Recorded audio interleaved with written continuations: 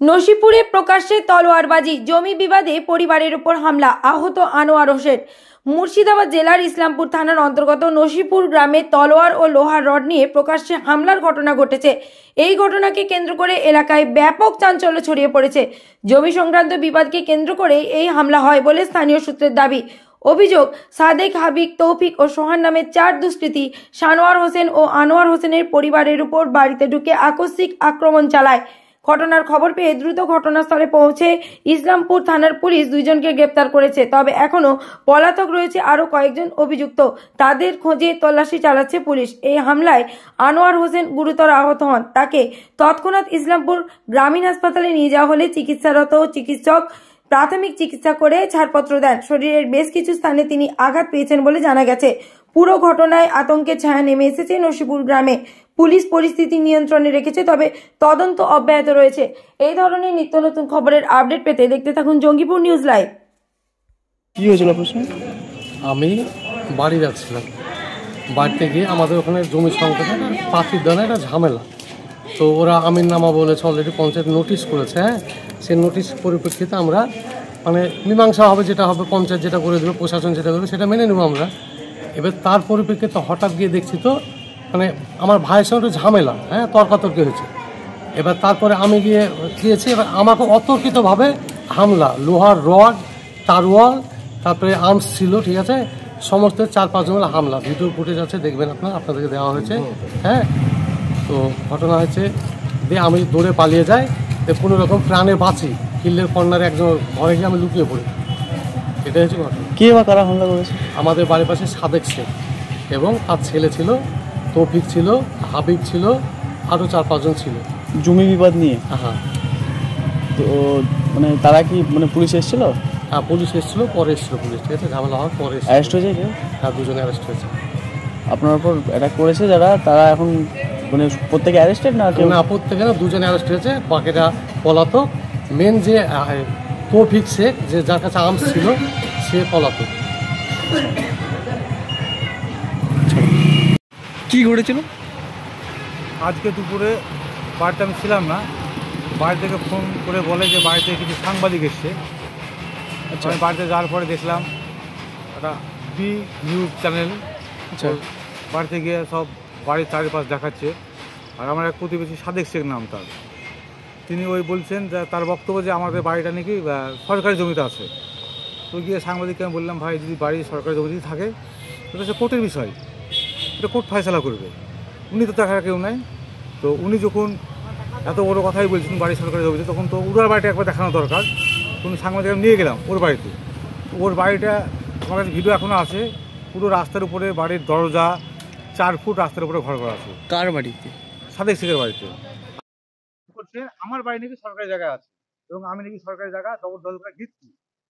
তো আমার প্রশ্ন, আমার কোর্টের ব্যাপার, কোর্ট বিচার করবে, সেটা পুলিশ বিচার করার কেউ না। এই বলাতে তর্কাতর্কি হবে, মানে এমনভাবে আক্রমণ করে, বাড়ি থেকে তরোয়াল, লোহার রড এবং আর্মসও আসতে পারে। অথচ আমার বড় আমার বাবাকে বেধড়ক মারধর করা হয়।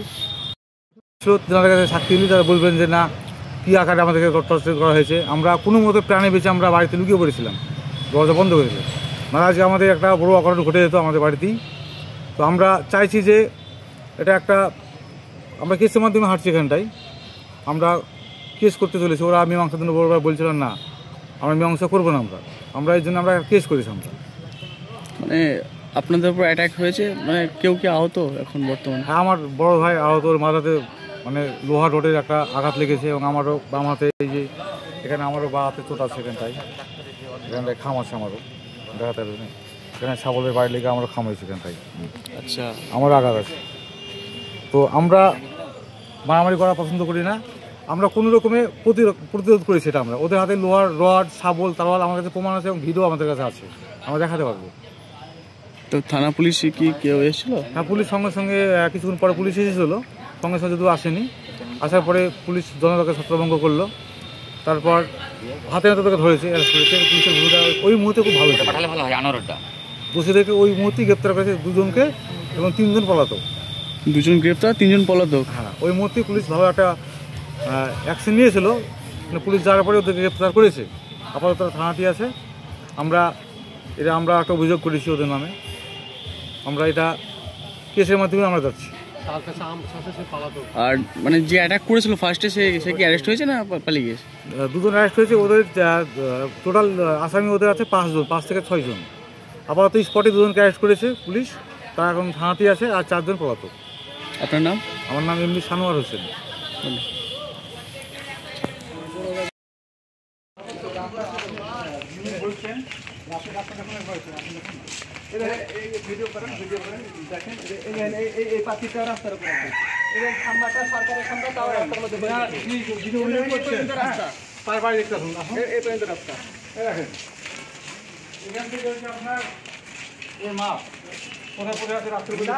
আমি পঞ্চায়েতকে বারবার অভিযোগ করছি, পঞ্চায়েত আসুক, এসে আমাকে মাপ করে দেখে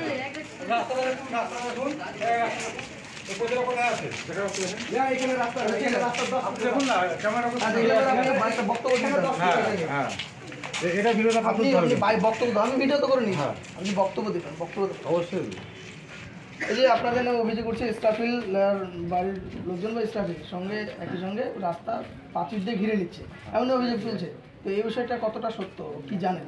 বলি আপনার অভিযোগটা পুরোপুরি ভিত্তিহীন। আমি একজন জাতীয় কংগ্রেসের পঞ্চায়েত সমিতির জনপ্রতিনিধি। ঠিক আছে, এটা পার্টিগত একটা ইনস্টা তৈরি হয়েছে এখানটায়। আমি জাতীয় কংগ্রেসটা করি, আমাকে বহু চাপ দেওয়ার পরে আমি দলটা চেঞ্জ করিনি, আমাকে টিএমসি যেতে বলেছিল। তাই আমি দলটা তারা আক্রোশবশত আপনি চলুন, বাড়ির সামনে কোনো পাঁচিল নেই, কিচ্ছু নেই। আর যিনি অভিযোগ করছেন তার বাড়ির সামনে দাঁড়িয়েছে। ক্যামেরা ঘোরান, এখানে ঘোরান, ক্যামেরা ঘোরান, এখানে দেখেন, তাহলে বুঝতে পারবেন যে কোথায় আপনার সঠিক আর ঠিক। আমি তো বলতে চাচ্ছি যে আপনি ক্যামেরা দেখুন না, তার বাড়িটা দেখুন, তার রাস্তা থেকে কত বাড়ি ছেড়ে দেওয়া আপনি দেখুন। আর একজন রাজনৈতিক চাপটা কেন করছে? আমাকে তাহলে আবার বাধা দিবেন না, আমি আমাদের যে রাস্তার উপর করবে তখন বাধা দিবেন না। আমার উজ্জ্বল ভাবমূর্তি আছে, তোলে রাখবে না, চাপ করছে যে। এমন কি কেউ বলেছে? হ্যাঁ, অনেকবার বলেছে আমাকে। পাশে সব গ্রামের লোক আছে, কে রাস্তায় কাজ করছে দেখে নেই, সেই কারণে কি চাপ? হ্যাঁ, আপনি ওয়ান ক্যামেরার সামনে আছেন, তার বাড়ির সামনে দেখুন না, আপনি ক্যামেরা নামার এখানটায় এখানে বুঝতে পারবেন। এখানে কি দেখা আমার বাড়ির সামনে কোনো পাঁচিল পেয়েছেন, পানি দিতে পারছেন। পাঁচিল না পেলে ওরা বলছে কাজ শুরু করবে, এবং হ্যাঁ, সেই কারণে ওরা অভিযোগ করেছে, পঞ্চায়েত অভিযোগ। যখন কাজটা শুরু হতো তবে ক্যামেরা করতে পারতেন, যেখানটায় কাজ শুরু হচ্ছে অবৈধ জায়গাতে। এখন তো কোনো কাজ এখানে শুরু নাই, তাহলে এইসব নাটক করার কি দরকার বলুন? আপনার তো পুরো ফাঁকা, আপনি ফাঁকা দেখলেন তো। আপনার নাম ঠিক আছে? আমার নাম সানোয়ার হোসেন, আমার বাড়ি ইসলামপুর, রানীবাগান পাড়া, মুর্শিদাবাদ। আমি জাতীয় কংগ্রেসের পঞ্চায়েত সমিতির মেম্বার, রানীনগর 1। এখানে গ্রামের মানুষদের কাছে জিজ্ঞেস করে আপনি রাস্তা এবার আপনি দেখুন, রাস্তাটা দেখুন কোথায় করেছে। আর আপনি